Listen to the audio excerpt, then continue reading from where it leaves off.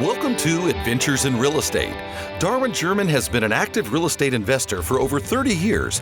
He has bought, sold, managed, and owned over $400 million of real estate that includes homes, office, commercial, industrial, development, and apartments. He brings to you stories and interviews with partners and professionals to teach and educate you through actual real-life experiences. This is Adventures in Real Estate. Hello and welcome to another episode of Adventures in Real Estate with Darwin German. I am here with my friend Anand Upadhyaya. Hey, did I say that right? You got it. Okay, good. I never have to say it again then, right? Now you will be saying more than that. Upadhyaya. Yeah. Upadhyaya. I have to practice that a few times because I do not speak Indian. Well, and Anand is our second buyer under our co-sponsor program. And so, Anand, thank you for being here. Give us some background, your personal background. Well, first of all, thank you very much, Darwin, for inviting me. This has been a pleasure of mine. So, I'm typical immigrant family. Came in 92, 20 years ago. Went to school, become a nurse, and I've been a nurse for like 20 years, worked in a cardiac and stroke unit, and I still have active license. And I have a family. I have two boys. One is heading to UT, and my wife is nurse as well. She's been nurse for 10 years. Wow. And your younger? Younger one is still in high school, 2 more years, and then we got the freedom. What do they want to do? He wants to go into computer science. Computer science, and your older and younger one? Yes, I have two boys. So older one going to UT. Older one wants to go to Georgia Tech. Georgia Tech, yeah. Why Georgia? Engineering, best school, kind of computer science. Oh, okay. All right. Well, it's good he has a plan. Yeah, that's good. He's very focused. Are you ready to pay for that? I'm working through you. You're still raising money for that one. Right. Okay, good. So you've been a nurse. Now, I must say, the way I describe Anand is the absolute sweetest man I've ever met. And to be a ER nurse in the cardiac area and usually working overnight, taking care of these patients, you've got to have a absolute heart of gold and patience. So what do you attribute all of that patience to? Anything in particular? I attribute that to just care about another human being. That's bottom line. I think the gratification you get out of helping people, whether it's as a nurse or as a teacher or even as a real estate investor or passive, it's just all about giving back what community has given to you. Well, how do you reconcile that with the image of a greedy landlord like we are and giving back and doing that? How do you reconcile that? Well, I don't see that way. Based on my experience that I deal with a sponsor who really take care of their tenant first, an investor, and it creates a win-win situation. So I don't see it's a greedy landlord.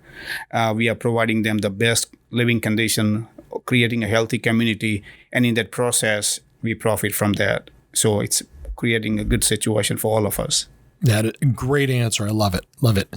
And so you want to be a co-sponsor, and we're doing that. And what made you want to go that direction? I'm moving in real estate investment one step at a time. After 5 years of inaction on my part, listening to the radio shows, attending seminars about getting into real estate, after getting in that one, got out of my comfort zone and become a passive investor for last 5 years. After having 12 deals, passive deals with the 5 different sponsors, it's time to again move on to get out of my comfort zone and get into the co-sponsor program where I have somebody's hand holding me, but at the same time give me a freedom of making decisions and managing the property that I have learned through the passive investments.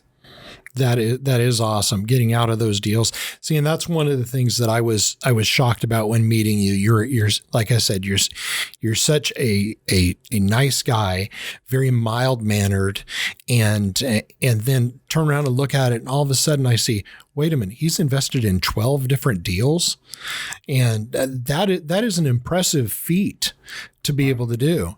And how do you like being in those 12 deals? What have you learned in those? First of all, I've heard that it's making money is one thing, but what really changes my viewpoint. Up till now, I came from typical Indian family, very conservative in finance, free and clear your house. Unless you have money in your pocket, you don't borrow money, don't buy anything on a loan, max out your 401k, free and clear house, pay for your kids' tuition, education, don't let them borrow. So borrowing money is a taboo, or debt is a bad thing. The perspective has been changed to 360 degree at this point, where I borrow money out of my house. I tapped into my home equity. I borrowed money from 401k as a loan. So I have moved from house rich, 401k rich, now to passive income, which is like almost 40 to 50,000 a year. So it's definitely, money is one thing, but just changing your thought process can create a generational wealth going forward. Wow, that actually is a huge leap, because like you said, culturally, it's don't do that. No, we don't. So are you allowed back in India now that you've made your... I'm allowed back in India, but I'm minority within my own family, let's put it this way. Oh, really? How does your family feel about all this? They are cautiously optimistic for me, and I'm hoping they will follow my pathway. So let's see who wins the battle at the end. And looks like they're already looking at my success, and they're trying to listen to my stories. I'm opening up my books to them so they get to see the result I have produced. And it's just a life-changing event for me. Good. And so you're in 12 different passive deals. Yes, sir. And how many of those are with me? 7 of those with Darwin, German. Okay, that is awesome. Thank you. Is there anything that you've... Well, you know what? I'm going to put you on the spot real quick. Sure. Of those other 5, then, is there anything that I can do better that you've learned that other people have done that I can do? This is opening myself up here in a recording here, so right. I honestly want to know if there's anything that I can do better. I have not prepped for this. This is definitely putting me on the spot. But one thing that really jumps to me, I can give probably a couple of examples. Communication and transparency. That is the biggest thing in any business. I remember my first deal with you, and in that one, we almost closed that deal, and then it kind of fell apart. I guess the lender came up with some kind of issue, and they backtracked it. And we thought we're going to lose that deal. But you communicated with all the investors, let them know what is going on. And you found another lender, and we closed the deal successfully. And after that, we got a very huge return on that investment of almost like 60% in first year. So what it tells me that you do communicate with investors, good, bad, and ugly, regardless. And when investor knows what to expect, they're prepared for it. What we don't like is uncertainty. And second example I can give is I have talked to so many sponsors. Some of them are raising money in a blind pool. Some of them are raising money, and if the deal doesn't go through, they charge to the investors because they already put the money up front. In your case, one of the deals that came up in Arlington, that we went all the way to closing, and we did not close because the seller was not maintaining the property the way he's supposed to.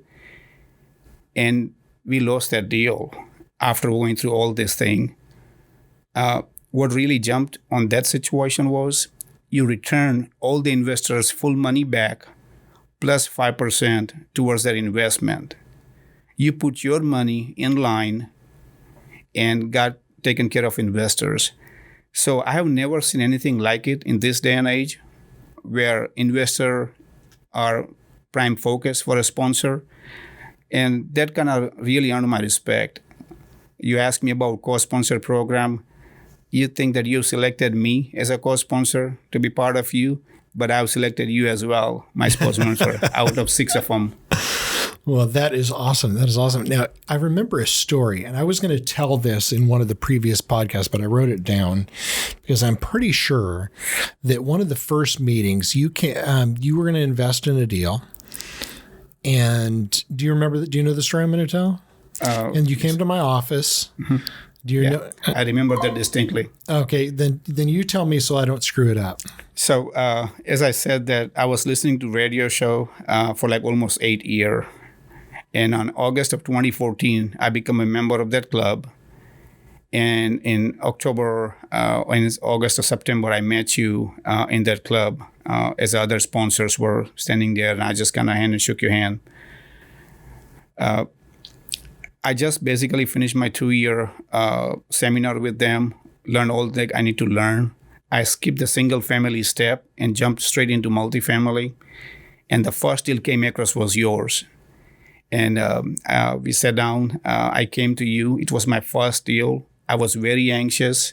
Some of the passives were holding me back. There is no way you can buy this particular deal into like this much money and per door, like $40,000 or $35,000 a door. We've been getting into this deal for like $12,000 and $15,000 a door. So there were a lot of things that were holding back. But I was focused. I wanted to start with somewhere. And I came to you, and me and my wife both. And I had a set amount in my mind that, hey, this is what I want to put in to this particular deal. But after I talked to you, somehow I got connected with you. I don't know, can't explain that. But I wrote twice as much check that I should have wrote for the first deal. And money-wise, it has returned over 200% return on that one, or 161% to be exact. But we started a new relationship in business. And since then, every deal that came from you, I'm an investor in that one and learned a lot from that. So I appreciate that. Very good. Very good. And the part of the conversation that I remember, and actually you reminded me of this much later, because we had met in the office and you said you invested more than you thought. And the reason that I think you said, correct me if I'm wrong, because you met with me and I said, no, go ahead. You have X amount to invest. I don't remember the number. Let's say $500,000. You have $500,000 available, and you wanted to invest. I'm picking numbers out of the air. $100,000, let's just say. And I said, yeah, go invest the other $400,000. Pick 5 different leads, 5 different sponsors, and go put $100,000 with each one of them, right, and see what you like, see what you don't like. And what did you say to that? That was very eye-opening for me. No one has told me before. Everyone said that to diversify, even in a real estate, value, yield, hybrid, different sponsor, variety of geographic locations and all that. But when I'm putting money into your deal and you're advising me to diversify amongst other leads and other locations, that's like, okay, he's really looking out for me. That's the first step, earning the trust of an investor. That was eye-opener for me. Never had anybody like that before. Everybody's trying to get in your pocket. This is definitely an eye-opener experience. And I appreciate that. Yeah, very, very humbling. Then I mentioned the co-sponsor program just a short period of time ago, and you decided you wanted to make that step in that direction, get out of your comfort zone. So much so that you took a drastic measure, didn't you? I mean, I think this is pretty drastic. What did you do to commit yourself to doing this? Besides writing a check. Besides writing the check, another big piece of action, actually quit your job. Yes. Giving up that security to be fully committed to this. It's kind of like, I remember a story. I don't remember where the story came from. I think it was, I don't know, Vikings or something or other. And they went and they went across the ocean to whatever the new land was. And when they showed up there, the captain of the ship burned the ship to the, just completely destroyed the ship. And people are asking why. He said, I want you to be fully committed to know we can't go back. Well, quitting your job is kind of similar to that, saying, hey, I want to be committed to doing this. And we hadn't had a property for you yet, because the process of this is you go through the application process, interview process. We start looking for properties. Julian works with you to find them. And even before we found a property for you, you were saying, I am committed to doing this. So much so I'm quitting my job. And I was like, I told you not to do that. But, if you want to be that committed, that is perfectly fine with me. That puts a little more pressure on me to make sure something happens. But we ended up finding a property for you, right? Yes, we did. And just to kind of take you back on my thought process, every time there is anxiety, whenever you get out of your comfort zone. And for me, quitting my W-2 income and getting into this one. But by last 5 years, I've acquired so much of knowledge into this one. Anxiety is not an issue. I wrote a commitment fee to you, but quitting my job was the 100%. I want to focus on real estate going forward. And I just did that. It's just one more big step on my part, and still I sometimes question it, but I have faith in me and the team. It actually gives me the chills a little bit thinking about the bold moves that you have done when you were not raised that way, that you have this conservative upbringing culturally and cultural upbringing and educational to do it a certain way.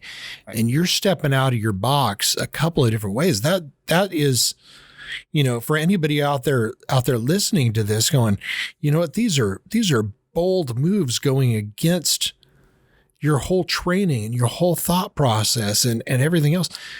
That's a bold move. I'm amazed. Yeah, it's changed me as a person. That's for sure. And I'm sure that you're doing this all. Well, I would imagine that hopefully this is inspiring to your kids as well. Right. Kids and everybody around me.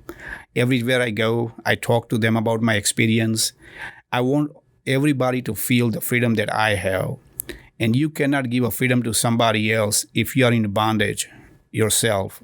So W-2, yes, it takes money to make money. So you need W-2 income for certain.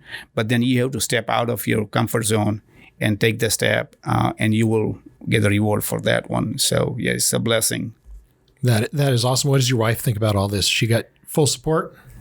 At first, she was hesitant, especially when I wrote a big check for the first deal, because we just paid the membership fee for that investor club.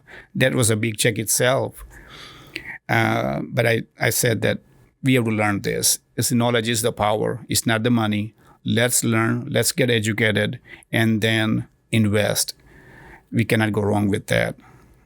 Wow, that is absolutely inspiring. So let's change gears a little bit. So you have a property under contract now. Mm-hmm. This is probably nobody's probably going to be listening to this for probably another 2 weeks until we get everything online, things like that, which you'll be farther along in the process. Sure. So I think we can talk about the property a little bit more. Sure. So what property is it that you're buying? Name the name. You can tell anything you want. So this is a nice little property at great location in Euless, Texas. It's called Southwest Apartment. It's a 72 unit, but we can rent out 71 unit out of that one. It's only 4 miles from my residence. And it's a Class C 1963 property. We are buying at $61,000 a door. Nice unit mix, 56% 2-bed, 44% 1-bed. So it just, everything this property basically fell into my lap. I was working out at the Euless Recreation Center. One of the brokers sent an email to me. And this is what I'm talking about, the teamwork. I got an email. I forwarded that email to you and Julian, and you both looked into that. Within 3 days, in 2 days, we got a tour schedule. And like in 4 to 5 days, we got a LOI submitted on that deal. So this is all bills paid property. Back to that, with a weekly billing, and has a 1-bedroom and 2-bedroom apartment where rent can be pushed according to current owner, that they are not getting any pushback for a moderate rate increase. So it's very promising. We can implement the water conservation program on that one. So even though this is like a yield deal getting into, but I can see a lot of value going forward because we are locking in our debt service at lower interest rate. So basically, we are shorting the dollar at this point. And it just, the more I dig into that, more it makes sense. But all that comes from years worth of education. And that's another thing, I guess, that I like about the entire team of DGRE is a free educational meetings where we touch bases on all of those things. And I just... it's easy. It's not that difficult. I just put down earnest money, and I'm ready for the second earnest money and take over this deal and just run it really conservatively type management, lower expense, increase the value, nice capex of $7,500 plus, create the value for investors and create a good value for the tenants even. I like that. It's real easy. You just write a check. That's more of a passive investor attitude. Really easy. Just write a check. But you're going to be pretty active in this. So yes. What parts are you going to play in this deal? This is the first co-sponsor deal for me, so my focus would be to learn more about management side of it, how to balance the occupancy and rent increase, because both are pretty critical. We know that the winter months are kind of slower month for leasing and all that, so I don't want to create too much vacancy. But at the same time, I need to rehab those units. Good capex would help early on, so we can raise the rent as well, and focus on the water conservation and all those. So I will oversee the entire asset management part of it while learning this from the manager standpoint about the lease and leasing out these units to tenants. Yeah, great. So on the job training, that's the way that we like it too. And then you've got skin in the game because you're investing in it as well. Yes. And then you'll be involved in the management side of it and overseeing that and being involved. Now, we really didn't plan on a big rent increase, right? No, we did not. How much did we plan on raising rents? Hardly like $40 to $50 for each apartment. So it's even, so rent increase is not a part of the equation. And that's what they're already getting. They're already getting that increase. We're just continuing with that after we put $7,500 during CapEx. And we should not have any issue raising rent, especially after the CapEx, because as is, current owner is raising the rent, and we're going to raise after the CapEx. So tenant would be happy to see a final product. That's pretty dang conservative also. Yes. There's a couple other ways we were conservative on our underwriting. Do you remember what those are? Since it's a 1963 property, we kept more reserve going into this deal. Usually like 200 or 250 per unit we do it. We did 300. We are going interest only loan for 3 years as well. That is not only gives us a time to turn the unit to a new tenant, rehab, because it's almost like 98 to 100% occupied property right now. So it is a nice problem to have. But rehabbing this unit would be a challenge as well, because we have to move a tenant out, rehab that, and rent it again for the higher rent. So all those things takes a time, but this interest-only loan for 3 years kind of helps us out. We are looking into like close to like 5% loan for like 30-year amortization. Yeah. Yeah, it's actually great. And what we'll do is make sure that you understand how we're not going to force turnover, because I think, like you said, we might be able to raise the rents without doing any capital improvements. They might stay there with that. Right. So what we'll do is we'll kick out the Purple Martians. We'll make sure that they move out if there's any problems with that, because I'm sure there's going to be some Purple Martians in there. Mm-hmm. And those are the ones that we update and try and get more rent. Anybody that's coming up for renewal, will raise the rents anyway. If they happen to move, then that's fine. Then we fix that up and move ahead. But if they want to pay the higher rent without us doing any CapEx, that's perfectly fine. That's fine too. Yes. And this particular property, it's what we would refer to as a bread and butter property. Yes. No amenities. Yeah. No extra expense for anything. Right. It's a very simple property. Like Anand said, it's 72 units. One unit is occupied by the office. Now, the current owner gives away one apartment to the manager and one apartment to the maintenance man, plus they pay them both a salary. So that's extremely generous and unneeded. So if we can hire and pay a manager, we get another $1,050 a month actually in rent for that, and a maintenance man that we can adjust that as well because we don't need somebody on site. Anand's going to be involved in the day-to-day operations and being over there. Since he quit his job, he's got plenty of time, so he'll go over there and be at the property virtually every day, help lease out. This one's a unique situation because even though it's a 6 or 12 month lease, they pay and collect rent weekly. Yes. So we actually get an extra month's rent out of the year because of that. So that helps out on our rental amount. And they're just clean little units. The exterior's in good shape, and real simple, perfect little property to start with. Right. I say little, and a lot of people would say 72 units. That's not exactly little for my first property. Right. But we're walking arm in arm and doing that together. Right. So it'll be a good investment for everybody. Now, what's the other part of your equation that you have to help fulfill? Just watching it day to day. Investors' money is one of them. But also, as you said, invest in a property, but also invest in a team. DGRE, what I've learned from last 5-6 years working with them, they bring the efficiency in the management. And the efficiency in management comes in by reducing the expense. There is so much you can bump the rent up, but reducing the expense is another way you can increase the NOI.